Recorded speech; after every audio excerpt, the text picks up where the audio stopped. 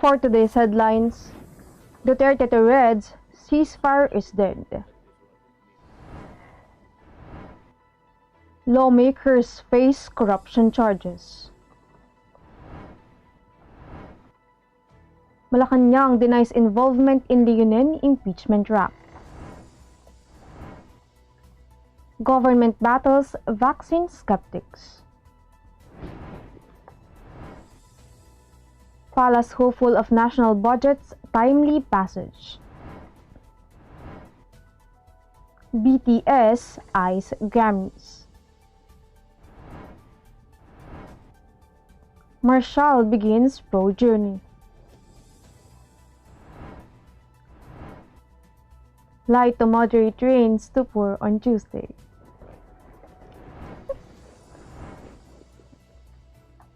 Good morning, I am Sandy Locos and you're watching Tribune News on Q. Today is Tuesday, December 8, and now the news. President Rodrigo Duterte declared on Monday that there will be no ceasefire with the communist rebels for the rest of his term. In his televised address, the president also threatened to name all communists in the country soon, as he chastised them for supposedly committing serious offenses such as murder, arson, and rape. His remarks follow the pronouncement of the Armed Forces of the Philippines that it is no longer inclined to recommend a truce with the armed rebels, even after the Christmas season, due to the supposed insincerity to previous ceasefires, where they are expected to halt their offensive operations. Both the military and the rebels have accused the other of conducting operations despite the supposed truce. Duterte was cordial with the CPP and other leftist organizations during the start of his term in 2016. His administration even sought peace negotiations with them, but their relationship has gone sour in 2017 following mutual accusations of ceasefire violations. Meantime, the recently created anti-graft task force will file charges of corruption against 12 lawmakers whose names were submitted by the Presidential Anti-Corruption Commission to President Duterte for their anomalous transactions in government public works projects. PACC Commissioner Gov't disclosed that the charges will be filed in January. Following Duterte's directive, Balgica said the task force against corruption will be meeting its field investigators this week to gather and validate information on the involvement of public officials, including some lawmakers in the graft-laden infrastructure projects. The task force is currently building up cases on the alleged corrupt public officials despite the limitations brought by the COVID-19 pandemic. Balgica refused to name the lawmakers allegedly involved in corruption, maintaining that the task force is not going after personalities, but the corrupt acts that they have committed. President Rodrigo Duterte has nothing to do with the impeachment complaint filed against Supreme Court Associate Justice Leonen at the House of Representatives, the Palace said on Monday. Presidential spokesperson Secretary Harry Roque denied rumors linking President Duterte to the complaint against Leonen, who was accused of being partial and almost always taking sides against the current administration. Edwin Cordevilla, Secretary General of the Filipino League of Advocates for Good Government, filed before the House an impeachment complaint against Leonen for alleged culpable violation of the Constitution and betrayal of public trust.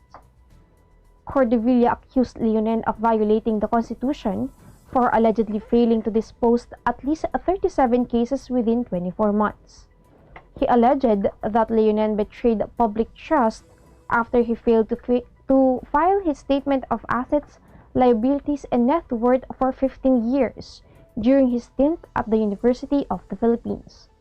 The complaint was endorsed by Ilocos Norte Representative Angelo Marquez Barba, cousin of former Senator Bongbong Marcos, whose poll protest against Vice President Leni Robredo with the SC is pending.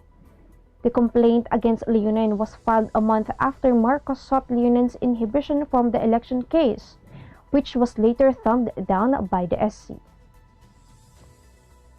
Showbiz News on Q will be back after these reminders. Viber is the free and secure way to connect with friends and family, anywhere.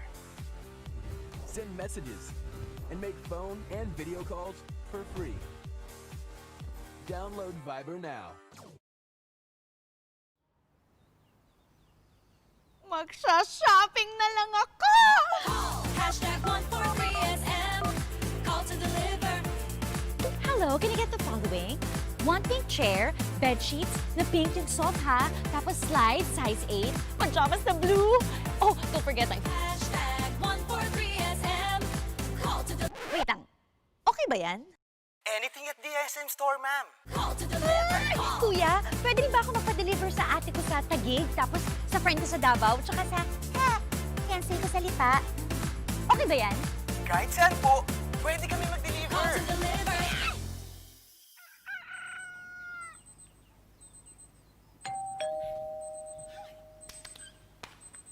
Call. Hashtag 143SM. Call to deliver. Hashtag 143SM. Call to deliver. Call. Hashtag 143SM. Hashtag 143SM. Call to deliver. Call na rin kayo. Call to deliver.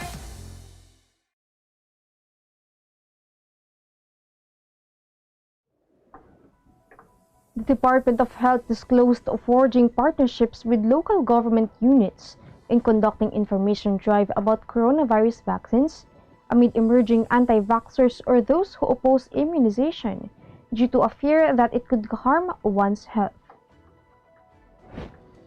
Health Undersecretary Maria Rosario Vergere also countered false claims that getting a vaccine may be harmful to humans. Vergere reiterated that all information about the vaccine, including its benefits and possible adverse effects, will be fully disclosed to the public as consent is required before a vial is administered. Food and Drug Administration Director General Eric Domingo also emphasized that no participant will be compelled to take the vaccine until all the risks have been explained. In other news, 24 days before the year ends, Malacanang expressed hopes that the proposed 4.5 trillion peso 2021 national budget will be approved by both houses of Congress this week. Presidential spokesperson Harry Roque reminded the lawmakers that President Duterte needs time to scrutinize the provisions of the 2021 General Appropriations Act and use his power to implement a line-item veto if necessary. The GAA's approval at a later date might force the government to spend under a reenacted budget next year, a development which the Duterte administration is trying to avoid since the 2020 budget has no provision for the government's pandemic response. The palace official previously said the 2021 spending plan must be approved before the third week of December, since it still needs to be published before it could take effect 15 days after. The proposed budget for 2021 allocates 71.4 billion peso to the Philippine Health Insurance Corporation, 17.31 billion peso for medical assistance to indigent patients, 16.6 billion peso for human resources for health, and 4.8 billion peso for health facilities enhancement program. Also included in the proposed health budgets are allocations for the procurement of COVID-19 vaccines amounting to 2.5 billion peso, personal protective equipment sets at 2.7 billion pesos, and Gen Expert cartridges at 1 billion pesos. After conquering Billboard, the American Music Awards, and dominating the 2020 Mnet Asian Music Awards, Korean boy band sensation BTS is looking to extend its winning streak in the Grammys.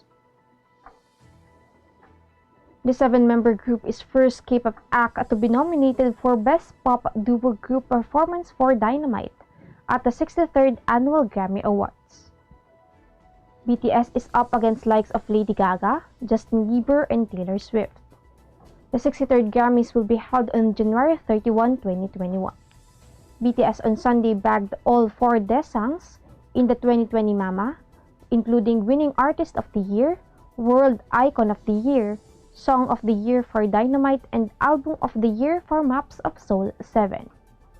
The boy band was also named Best Male Group, Best Music Video, and Best Dance Performance for Male Group, and included in the roster of Worldwide Fans' Choice Award Top 10. We will be back. Stay with us.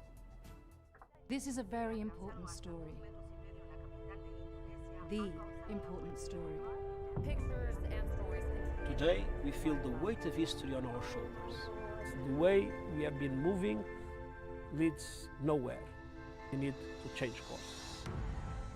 Since the United Nations was founded, the human race has never had to face a set of challenges like we do right now. But together, we can overcome them.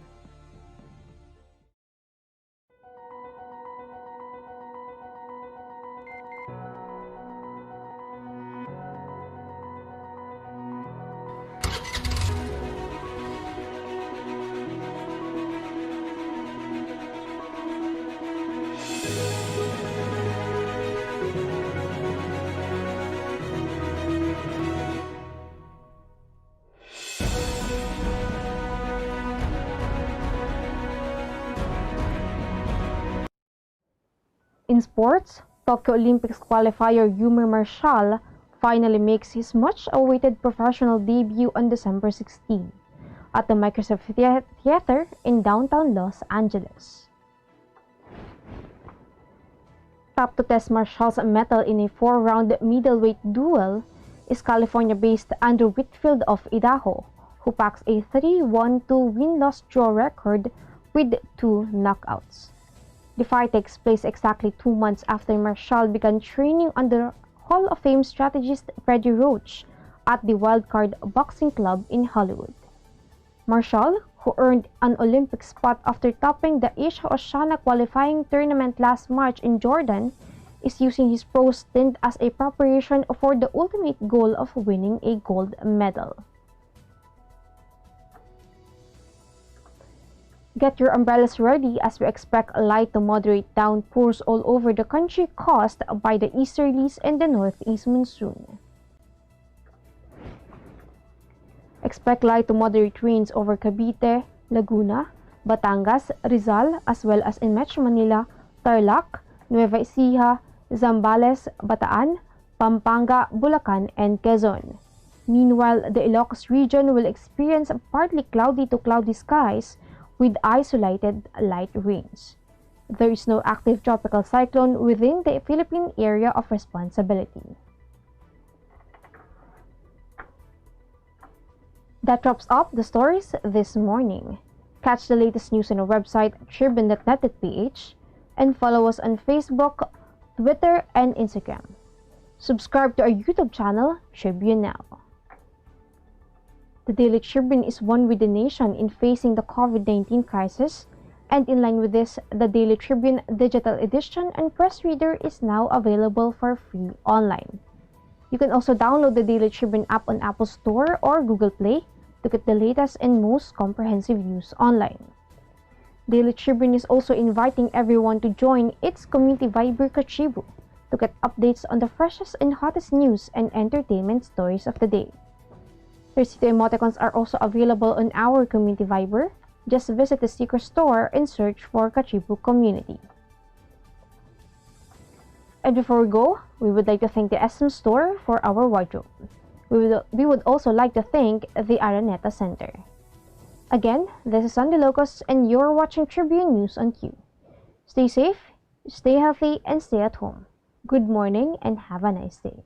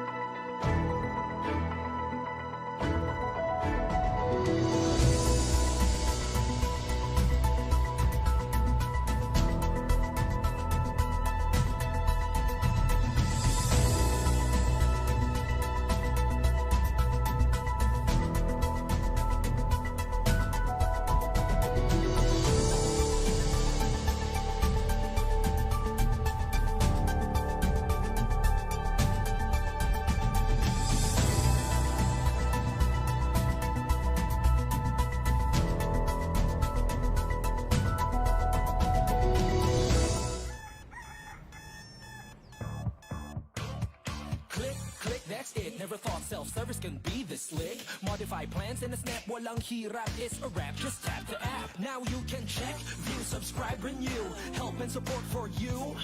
Out with the ring apps are the in thing, you know what to do. Globe at home and Globe One, all in the Globe app na yan. Self-service and easy to use, mas okay tayo dyan. Home and Globe One, all in the Globe app na yan.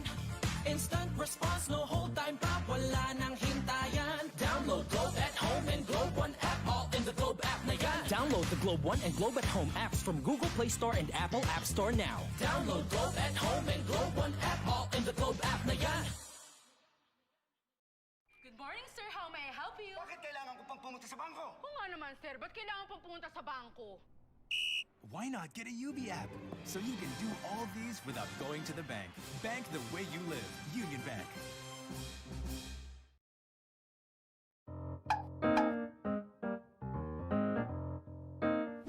Ang Philippine Offshore Gaming Operators o POGO ay isang legitimate business entity na nagbibigay serbisyo sa offshore gaming para lamang sa mga manlalarong nasa abroad sa pamamagitan ng internet. Ang mga serbisyong handog nito ay katulad ng casino games at sports betting na pwedeng laruin kahit wala sa casino. Sa Pilipinas, walang POGO operators. Tanging POGO service providers lamang dahil nagaganap ang mga laro sa labas ng bansa.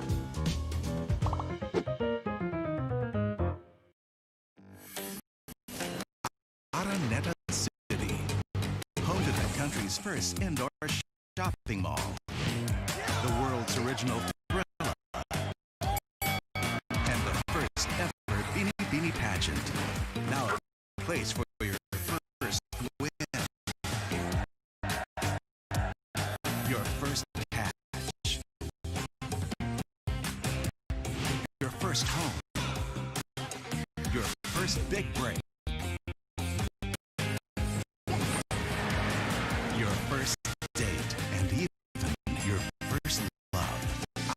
Nat'l City, the city of firsts. Bilang bagong mag-asawa, sabay kami natututo sa buhay. Sabay rin namin inaaral ng mga bayarin sa bahay. Kahit kami, nagtaka sa biglang laki ng electricity bill namin. Huwag pong mangambang maputulan. Sinisigurado ng Meralco na walang disconnection hanggang September. Estimated bills lang ang natanggap natin ng March, April, at para sa ilan, May. Dahil sa lockdown, isang tabi to para hindi na maguluhan. Ang May o June ay actual meter reading na. Kung May nagka-actual reading, ibabawas dito ang huling reading bago mag-ECQ. Yan lang po ang ating babayaran hanggang 3 buwang konsumo. Kung estimated reading sa May at June nagka-actual reading, ibabawas din dito ang huling reading bago mag-ECQ. Yan lang po ang ating babayaran. Hanggang 4 na buwang konsumo, walang labis. Tandaan, kung ano lang na konsumo, yun lang ang babayaran. ako po si Mateo G. At ako naman po si Sarah G. G? G!